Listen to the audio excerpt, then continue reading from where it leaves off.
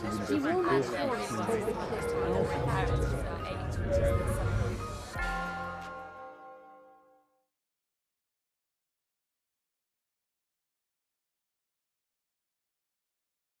afternoon. It's my very great pleasure to introduce the Humanitas Visiting Professorship in Museums, Galleries and Libraries for 2014. Our professor this year is Michael Govan, who is the director of the Los Angeles County Museum. Despite his very evident youth, he is a very experienced museum professional who began his career at the Guggenheim under Thomas Krenz from 1988 until 1994. And this, of course, was the time of the great expansion of the Guggenheim, the export, as it were, of the Guggenheim brand throughout the world, notably to Frank Gehry's remarkable building in Bilbao, a new museum which was a spur to the economic regeneration of a post-industrial town, a route that many museums have subsequently followed, and a recent and, to my mind, hugely successful example is the new Louvre at Lens, which I hope many of you have seen. From the Guggenheim, Michael went to the Dia Art Foundation in New York, a contemporary art initiative which was led by the de Menil family.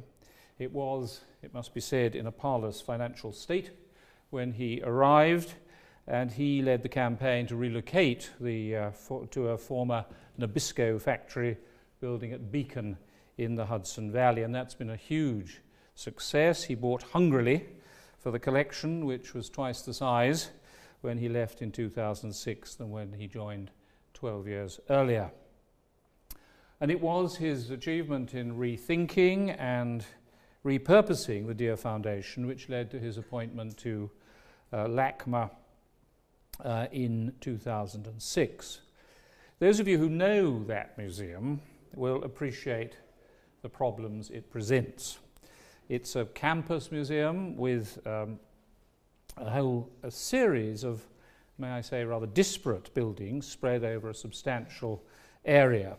And clearly, since what Michael has done, which seems so extremely impressive to me, he's done much since 2006 to unify the campus and, of course, to raise the profile of the institution in Los Angeles, where it has to compete with the Getty, MoCA, the North Simon Museum, among others, for cultural prominence. And for me, if I'm allowed to embarrass him further, one of his most remarkable achievements was the commission to Chris Burden. I hope many of you have seen this, who created a remarkable installation of vintage street lamps from LA, which creates a much needed focus for access to the entire site. It's a complex museum. It has many competing interests, not least those of powerful trustees, which include, I note, Barbara Streisand, who I'm told has recently given a sergeant to the museum. I don't know how feisty a trustee she is. I imagine she may well be. But Michael has very skillfully negotiated and with the trustee board, and the museum is thriving.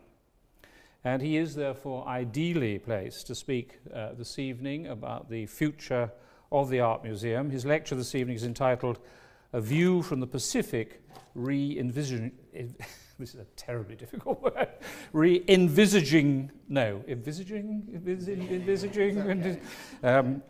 thinking again about the Art Museum. Michael, you're on.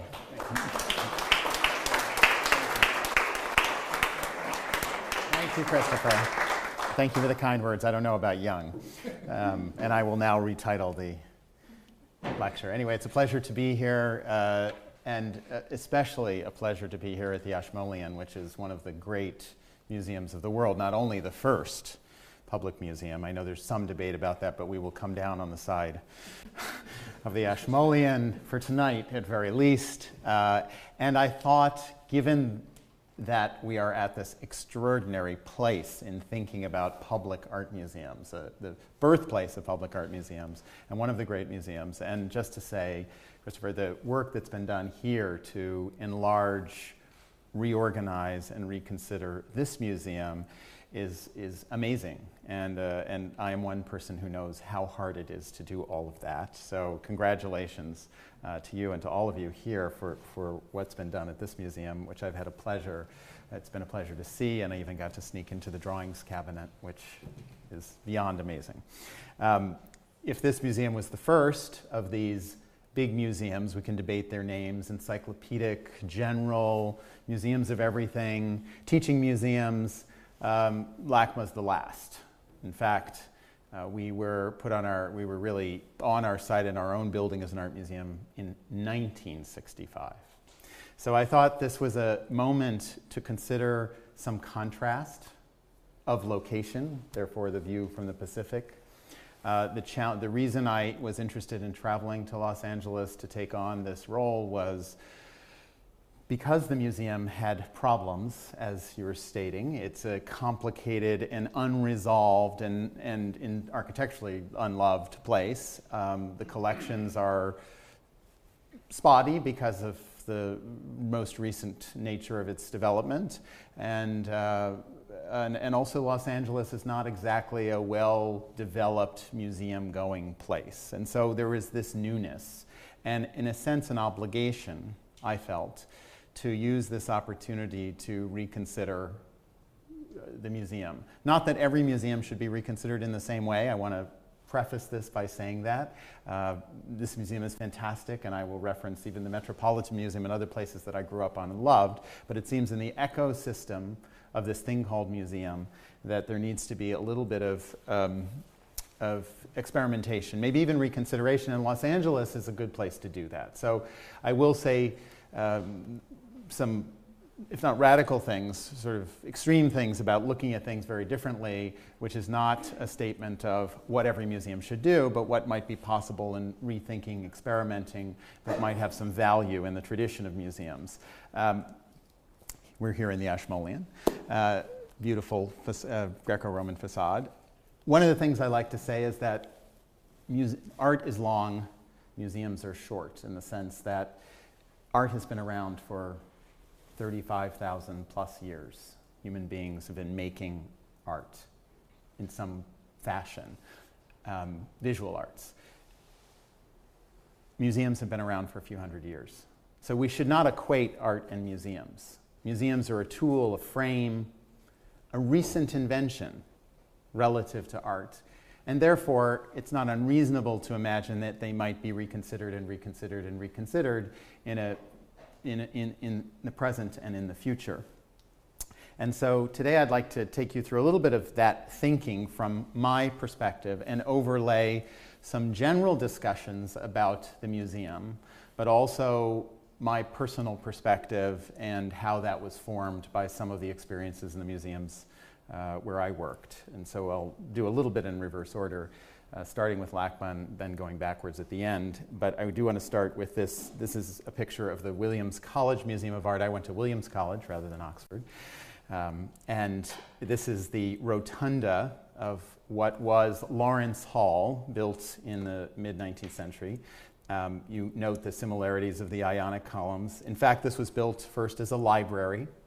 And it was a panoptagon, meaning that there were there were shelves where the librarian sat in the middle, and there were shelves so the librarian could see everyone taking books out or returning them.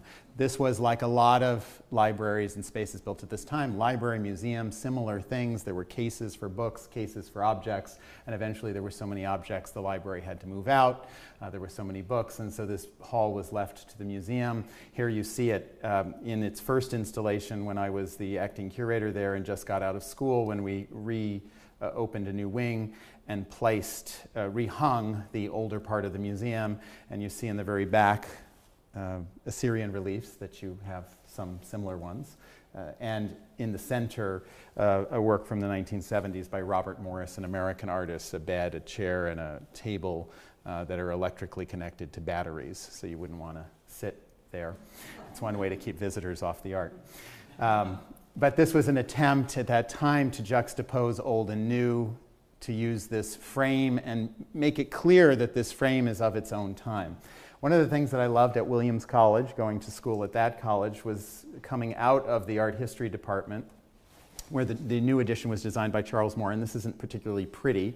It was subject to a lot of budget cuts, but at the back of the museum, when I walked out of the art history department to my art studio, because I was a double major in both, actually just took art history because I wanted to look at other examples of art, and I would each day on this walk between art history and art studio see these ironic columns made by Charles Moore, one of the great protagonists of what was called postmodern architecture, known, as Charles Jenks wrote, for its reuse of historical motifs in new ways.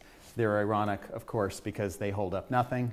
Our buildings are built in steel, and columns are applied, as, by the way, they were often in many times as decorative elements. And so walking by these funny things, and they aren't particularly pretty, made me think all the time about history and rethinking history and how the twisting, turning, flipping, reconsidering, creating space created opportunities for thinking in new ways. And so I would say both Lawrence Hall and these were inspirations architecturally.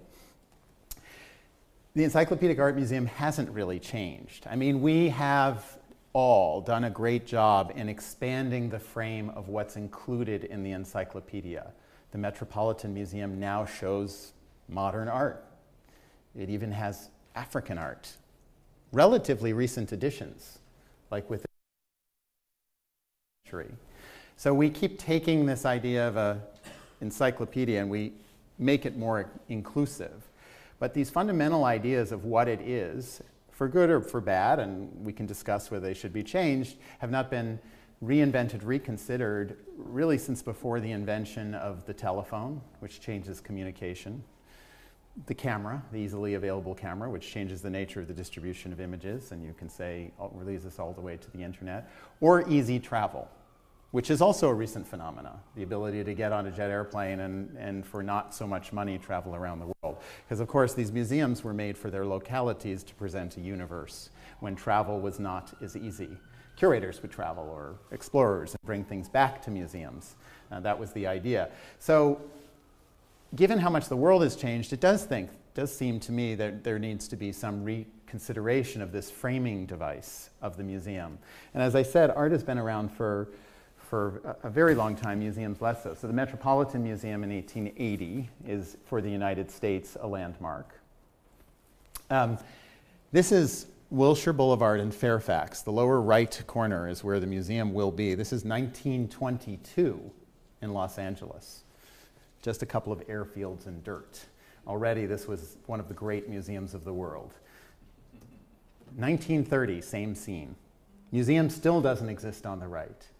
But Los Angeles has exploded in growth, like cities we see in Asia right now, perhaps.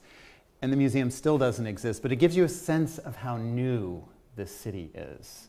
And that in itself is a cause for reconsidering what a museum is that is born on this site in 1965 only. In the image of Lincoln Center in New York, a real New York want-to-be of culture. These buildings were proudly placed, and new collections in the model of this museum, except with modern touches of design. And so I asked the question, what could the museum be in Los Angeles in the 21st century, and how might I think about that given experiences I've had? There's the traditional way that we continue to make sense of buildings and make museums more user-friendly. So we added 3 buildings. There's one that's an entry pavilion on the bottom, which, by the way, is open air, a contemporary art museum on the left, and on the right, an exhibition pavilion, all designed by Renzo Piano and opened in 2008 and 2010, which make the museum much more user-friendly, create much better modern spaces for programs. We've doubled our campus in the last 5 years, doubled our exhibitions, and doubled our attendance. So those are the traditional modes of expansion, if you will, and And we've made over 18,000 art acquisitions. So that's that sort of traditional model: expand, enlarge, make sense of. The next, but from the beginning, my thought was to actually reconsider this frame of the museum in different ways, to rethink it. Maybe in the end it won't come out so differently, but there was a lot of work going on to think about it differently. When I wanted to start at LACMA, LACMA had the ugliest logo I could have ever imagined. And in fact, I think the first day I asked for it just to be printed in gray on white stationery, just Los Angeles County Museum of Art, because I refused to use the old logo. Then I hired 5 different professional designers. They all proposed changing the name. They didn't like the C, they didn't like LACMA, it sounded strange, couldn't they get the county out of it? I said, no, they give us 1/3 of our budget every year, I can't take the C out. And LAMA's not so great, and nobody had a satisfactory, they gave me all kinds of ideas, none were satisfactory, so I called my friend, John Baldessari, the artist, and when I ever have a big problem, I always call an artist because of the way they think, and I said, can you help me out here? He's good with graphics. And so he asked me down to the studio a few days later and says, maybe I have something for you. The photograph, black and white, was taken in the 60s. Does anyone know what that gesture still is? Drawings department should. It's citing for like drawing, right? You want to measure the tree and then you measure it down on your paper. And and he took LACMA, put it in the gray sky, the sky of Los Angeles, just the top of the palm tree, and underlined the L and the A. How simple is that? And I thought, what a marvelous way to simplify. No one had ever thought of something so simple. LA, Los Angeles and art, and it makes it symmetrical. 5 letters, big sky, and it worked out really well. And so that risk was worth taking, and I've often gone to artists, and I've promised the museum that I would bring artists in, not to show their work inside the museum, we do that, but to actually have artists help consider the frame, the museum itself, the logo, the way things are done, the means of installation. For the opening, John updated the image. These were the banners that were used on the front of the building for the opening of the Broad building in 2008, which showed the new tools of drawing on the right there with the iPhone. We are so interested in globes. I was at the Science Museum and looking at globes and worlds and exploration and measure. Everything we do is biased, is culturally biased. Science is a complicated term when it comes to culture. Why is North up? Why don't we look at the world this way? When I was in art school, I was taught that when you are facing a problem or you're trying to come through a block, think of things differently. Turn them upside down, backwards, inside out. And so in a modest way, I'd like to think that I've used some of that same thinking at the Los Angeles County Museum of Art, that backwards, upside down, backwards, and inside out has been an inspiration. John Baldessari, when I commissioned him to be involved in one of the first exhibitions when I was there, curated by Stephanie Barron, on Magritte and contemporary art, and I thought, well, maybe it could be enlivened with an artist participation. So John Baldessari actually did the scenography for the show. The entire ceiling is LA freeways. The entire floor, blue sky and cloud. Turn the world upside down, and other artworks could be seen in this quite amazing environment. And then we bought the piece, the ceiling and the floor, which was then placed in the boardroom, which I thought was a nice way to sort of think about that. Another is backwards, and at LACMA, contemporary art is up front, partly due to the donor Eli Brode, who wanted his contemporary art museum up front. But I've always been suspicious of the idea of time working in one direction. And I had an interesting conversation with Philippe de Montebello, the director of the Met, and he said, well, the one thing about putting contemporary art museum and juxtaposing it with other objects is that one thing is influenced by the other, but not the other way around. And I had to object because my personal sense of a thing of the past in a museum is that it is framed by interpretation always. You're never in that time. It seems to me it's and as T.S. Eliot, and this is one of my favorite quotes, just to say, he talks about the fact that every new work of art changes the way we look at the order of all things. And the past, it's not preposterous to find that the past should be altered by the present as much as the present is directed by the past. Now, it sounds counterintuitive, but when you really think about the fact that if you're a historian, history is always changing. We are always rereading, rethinking. And I suggested that well, a traditional museum might be laid out with old art at the beginning, like the Metropolitan Museum, and then you'd find new art in the back left corner, you know, as you march through time. But that's not the way we exist in the world. I wake up every day, personally, in the present.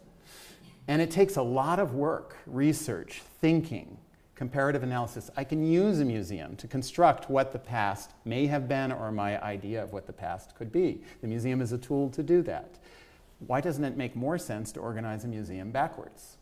With contemporary art, the present in the front, understand your circumstance, and then work backwards to frame what it might be to imagine the past. And so the idea that contemporary art is in the front at LACMA, I find is not inappropriate or strange, but maybe makes some logical sense.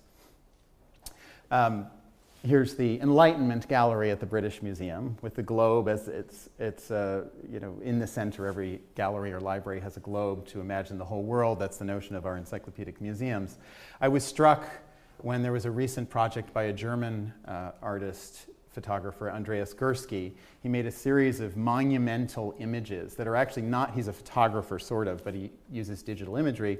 He made his first photographs without using a camera by stitching together NASA images of the world, satellite images. He carefully erased all the clouds, and he created this compass. This photograph is as big as this whole wall, probably even bigger. And I acquired a series of 4 of these to be an enclosed room because I imagined they were the perfect inside out. Instead of the globe in the center of the gallery, I would create a gallery where you were in the middle of the oceans. And of course, the oceans are the space where there isn't culture. It's the land edges. And these pieces are kind of nice because they are snapshots in the sense that they're about coastlines, and those coastlines will never be the same. So it is a moment in time. But that idea of the inside out and thinking of even the world differently, oceans, not land masses, or thinking of inside out in another way, commissioning artists to make major works outdoors in a park setting. This is Robert Irwin working with trees, palm trees, a collection of palm trees that function as sculpture, so that when you're outside, you're actually in the museum. This is a only in Los Angeles kind of thing. Works really well. I have a garden of palm trees to set up the idea of paradise. You know, for those of you who may not know, palm trees are mostly not native to Southern California. There's only one variety, and they were imported as a sort of by the Chamber of Commerce to create the image of Los Angeles and California that we have. So Irwin is using these as a collection, like an encyclopedic collection of palms from around the world that express something both primordial as well as modern. I loved seeing this beautiful new, old, what do you call it, restored version of the sculpture gallery with all the color of the walls. And this idea of beginning with classical art is so beautiful for a museum like this. Well, in Los Angeles, I thought, well, maybe it would be something completely different. And I'm not sure it would be, certainly wouldn't be the entrance. But I commissioned Jorge Pardo, who's an artist working in Los Angeles, to help me reconsider our galleries for ancient American art. Figuring why not work with ancient American art? That's the territory in which we live. We were Mexican California. We have the most extraordinary collections of pre-Columbian ancient American art. And I asked the artist to reinvent the display. So this is both sculpture and art, if you will. It's his sculpture. And when people said to me, well, that's such a terrible way to see art, it's not objective. Meaning, what's objective? A gray box with a square plexiglass top for objects that were taken out of burial sites meant for the netherworld and were underground and then brought in a station wagon to Los Angeles and put it in a museum in rectilinear rooms? That's objective? That's not objective. There is a license one can take. We do it every day in our museums. And why not have that license taken with a thoughtful artist who is having a dialogue with that work of history, thinking about how, you know, maybe it's this non-didactic, maybe it's a topographic metaphor. Several people said to me, it's like being underground. Using color, there was so much color in those environments. We take it out usually in our museums. This is not a permanent installation, it's a temporary installation, but it was an attempt to also very much emphasize, you can't walk in the room and not be aware of the frame, that the museum is a framing device. And if you look here, all I asked is that the curator of colonial art, Mexican art, put a religious painting with a gold frame in that doorway. So that there's this idea of two worlds. And you can talk about conquest. It's so complicated even to look at that history. We did an exhibition that talks about the persistence of pre-Columbian themes and ancient American themes into colonial times and beyond. And this just seemed a simpler way to talk about two languages. And one world that was totally isolated. These ancient Americas, there's no Silk Road. There's no back and forth with any other cultures. This is developed in isolation. This isolation is an interesting thing. And the artist's artwork, the framing device, I think helps isolate it so that there's an emotional feeling that's relevant. It's non-didactic in a traditional sense, but it's very relevant and I think enhances seeing.